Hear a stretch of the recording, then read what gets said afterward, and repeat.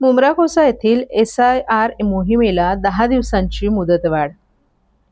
गेल्या 10 दिवसांपासून मुंब्रा-कोसा भागात सुरू असलेल्या SRE शिबिर यशस्वी करण्यासाठी आणि प्रत्येक मतदाराला या मोहिमेशी जोडण्यासाठी आमदार डॉ. जितेंद्र आव्हाड यांच्या विनंतीनुसार मुंब्रा-कोसा येथे 10 दिवसांचा अतिरिक्त कालावधी वाढवून आता 20 एप्रिलपर्यंत करण्यात आलाय.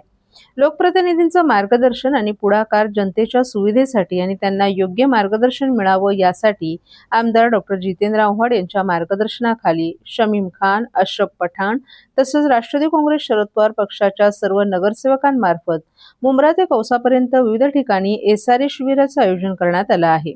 या प्रत्येक शिबिरात लोकांची वाढती गर्दी आणि BLOंची कमतरता यामुळे मुंब्र्यात आतापर्यंत सुमारे 2 लाख लोक SRE मॅपिंग करण्यापासून वंचित राहिलेत. याच कारणास्तव मुंब्रा कळवा अध्यक्ष शमीम खान यांनी 8 एप्रिल रोजी निवडणूक निर्णय अधिकारी मुंब्रा कळवा कार्यालयाला पत्र देऊन SRE मॅपिंगसाठी अधिक वेळ वाढवून देण्यात यावा, जेणेकरून जनतेला याचा पूर्ण लाभ मिळेल आणि कोणताही मतदार यापासून वंचित राहणार नाही असं सांगितलं.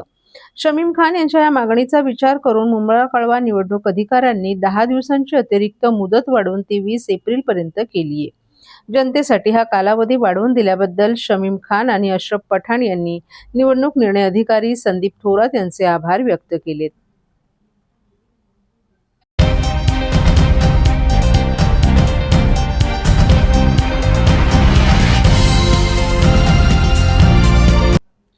ठाणे महानगरपालिकेच्या कर्मचाऱ्यांच्या प्रलंबित आणि न्याय मागण्यांबाबत पालिका मुख्यालयात बैठक झाली आहे. आमदार संजय केळकर यांच्या अध्यक्षतेखाली पार पडलेल्या या बैठकीत कर्मचाऱ्यांच्या अनेक वर्षांपासून प्रलंबित असलेल्या प्रश्नांवर सकारात्मक तोडगा काढण्याचं आश्वासन प्रशासनाकडून देण्यात आले.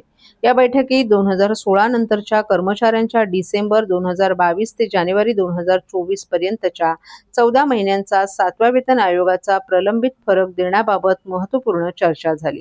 प्रशासनानं हा फरक लवकरच अदा केला जाईल असं स्पष्ट केले. तसंच रिक्त पदं भरण्यास पदोन्नती प्रक्रियेला गती देण्याचे आदेशही देण्यात आले. विशेष म्हणजे वरिष्ठ लिपिक पदांच्या जागा भरून ड वर्गाच्या जागांमध्ये वाढ करण्यात येणार आहे. यामुळे ड वर्गातील जवळपास 100 रिक्त पदांवर पदोन्नती मिळण्याचा मार्ग आता मोकळा झाला असून या कर्मचाऱ्यांना लवकरच वरिष्ठ पदावर पदोन्नती दिली जाणार आहे. आरोग्य विभागातील ANM आणि GNM आणि GNM ते सिस्टर इन्चार्ज अशा पदोन्नती तात्काळ लागू करण्यात येणार आहेत. कनिष्ठ ते दुय्यम लेखा परीक्षकांच्या पदोन्नतीचे आदेशही लवकरच काढले जाणार आहेत. गेल्या अनेक दिवसांपासून चर्चेत असलेल्या 10, 20, 30 आश्वासित प्रगती योजनेबाबत प्रशासनानं मोठी घोषणा केली आहे. तसंच राष्ट्रीय नागरी आरोग्य अभियानाअंतर्गत काम करणाऱ्या कंत्राटी कर्मचाऱ्यांना कायम करण्याबाबतही या बैठकीत सविस्तर चर्चा झाली.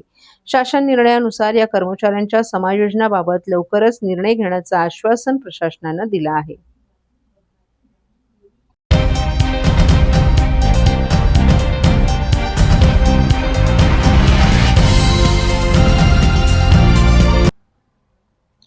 ठाणे शहरातील प्रभाग क्रमांक 19 मधील रायलादेवी तलावाची सध्याची दुरावस्था अत्यंत चिंताजनक झाली असून नागरिकांच्या सुरक्षेसह पर्यावरणीय संतुलनाचा प्रश्न गंभीर झालाय. MMRDAच्या माध्यमातून नुकताच तलाव सुशोभीकरणाचा पहिला टप्पा पूर्ण करण्यात आला असला तरी त्या कामाची योग्य देखभाल आणि संरक्षण होत नसल्यामुळे मोठ्या प्रमाणावर हानी होत आहे.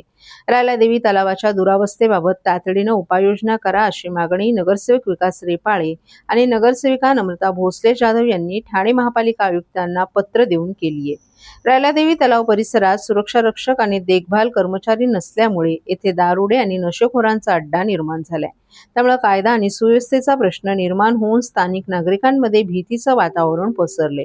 भविष्यात एखादी गंभीर घटना घडण्याची शक्यता देखील नाकारता येत नाही. तसंच परिसरात स्वच्छतेचा अभाव, वाढता कचरा आणि कबुतरांना दिल्या जाणाऱ्या खाद्यामुळे निर्माण होणारी घाण आणि दुर्गंधी यामुळे तलावाचं सौंदर्य आणि पर्यावरणीय महत्त्व धोक्यात आल्याचं विकास रेपाळे आणि नम्रता भोसले जाधव यांनी आयुक्तांच्या निदर्शनास आणून दिले. या पार्श्वभूमीवर ठाणे महापालिका आयुक्तांकडे पुढील मागण्या करण्यात आल्या आहेत. तलाव परिसरात तात्काळ सुरक्षा रक्षकांची नियुक्ती करावी, कायमस्वरूपी देखभाल कर्मचारी नेमावेत, नियमित पोलीस गस्त वाढवावी, मद्यपान आणि इतर गैरप्रकारांवर कठोर कारवाई करावी, परिसराची नियमित स्वच्छता सुनिश्चित करावी, कबुतरांना खाद्य देण्यावर निर्बंध घालून तातडीनं कारवाई करावी अशा मागण्या करण्यात आल्यात. नगरसेवक विकास रेपाळे आणि नगरसेविका नम्रता भोसले जाधव यांनी प्रशासनाला या गंभीर विषयाची तात्काळ दखल घेऊन आवश्यक ती कार्यवाही करण्याचं आवाहन केले.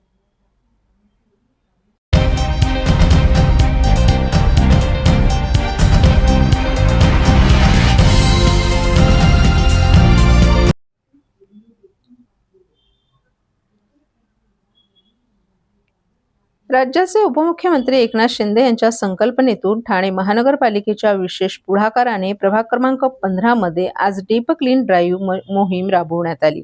या अभियानाअंतर्गत रस्ते, सार्वजनिक ठिकाणं तसंच परिसरातील साचलेला कचरा आणि धूळ काढून पाण्याच्या साह्यानं सखोल स्वच्छता करण्यात आली. परिसर अधिक स्वच्छ, सुंदर आणि आरोग्यदायी करण्यासाठी विशेष लक्ष देण्यात आलं. नागरिकांमध्ये स्वच्छतेबाबत जनजागृती व्हावी यासाठी प्रत्यक्ष सहभागातून हा उपक्रम राबवण्यात आला. भविष्यातही सातत्यानं अशा स्वच्छता मोहिमा राबवण्याचा संकल्प करण्यात आला.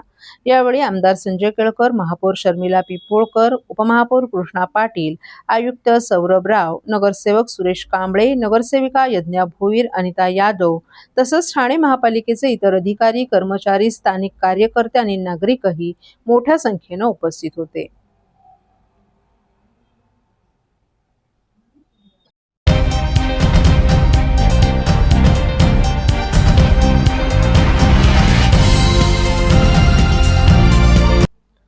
ठाण्यातील खोपट एसटी आगारानं प्रवाशांच्या सोयी सुविधांमध्ये लक्षणीय सुधारणा करत आपली गुणवत्ता उंचावली आहे. राज्य परिवहन महामंडळाच्या माध्यमातून वर्षातून 4 वेळा सर्वेक्षण करण्यात येतं. यापूर्वी झालेल्या 3 सर्वेक्षणांमध्ये आगाराला मुंबई विभागात सरासरी 83 गुण मिळाले असून 4था क्रमांक मिळाला होता. मात्र 4थ्या सर्वेक्षणात यावर्षी 3रा क्रमांक मिळेल अशी अपेक्षा व्यक्त केली जात आहे.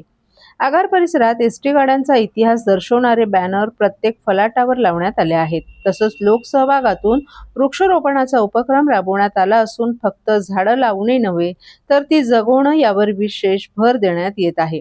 वाढदिवसानिमित्त एक झाड लावण्याचा उपक्रम राबवून सुंदर बाग तयार करण्याचा प्रयत्न करण्यात आला आहे. प्रवाशांसाठी वेळापत्रक, स्वच्छ आणि सुलभ शौचालय, पिण्याच्या पाण्याची सुविधा, प्रवासी वाचनालय, महिलांसाठी हिरकणी कक्ष, विविध सवलत योजनांचे माहिती फलक, वेळापत्रक तसंच प्रत्येक फलाटावर गाड्यांची नावं असलेले फलक अशा विविध सोयी उपलब्ध करून देण्यात आल्या आहेत. याशिवाय प्रत्येक शुक्रवारी स्थानिक स्वच्छता मोहीमही राबवली जाते.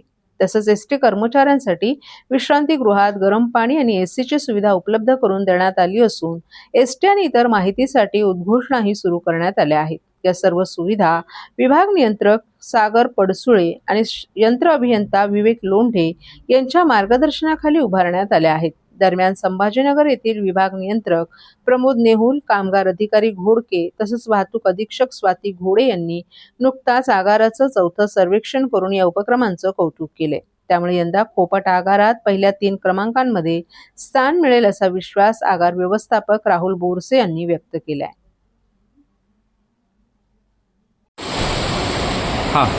नमस्कार, मी आगार व्यवस्थापक ठाणे 2 आगार येथे स्वच्छ सर्वेक्षण समिती क्रमांक 4 यांनी दिनांक 6 तारखेला सर्वेक्षण करण्यात आलेले आहे.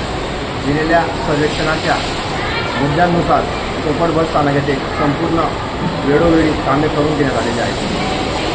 त्यामध्ये बस स्थानकावरील वेळापत्रक, सर्व प्रवाशांना दिलेल्या सुविधा किंवा सवलती यांचं बॅनर लावणे, बस स्थानकावर मध्यभागी घड्याळ लावणे, प्रत्येक फलाटावरून जाणाऱ्या मार्गांचे मार्गफलक लावणे, तसेच बस स्थानकामध्ये सर्व कर्मचाऱ्यांच्या मदतीने त्यांच्या वाढदिवसानिमित्त वृक्षारोपण करून घेतलेले आहे. तसेच वेळोवेळी बस स्थानकाची आठवड्यातनं एकदा पूर्ण डीप क्लिनिंग केली जाते. सुलभ शौचालय असतील, चालक वाहन विश्रांतीगृह असतील, त्यांच्यामध्ये एसी बसवून घेतलेले आहे, गरम पाण्यासाठी गिझर बसवलेले आहे.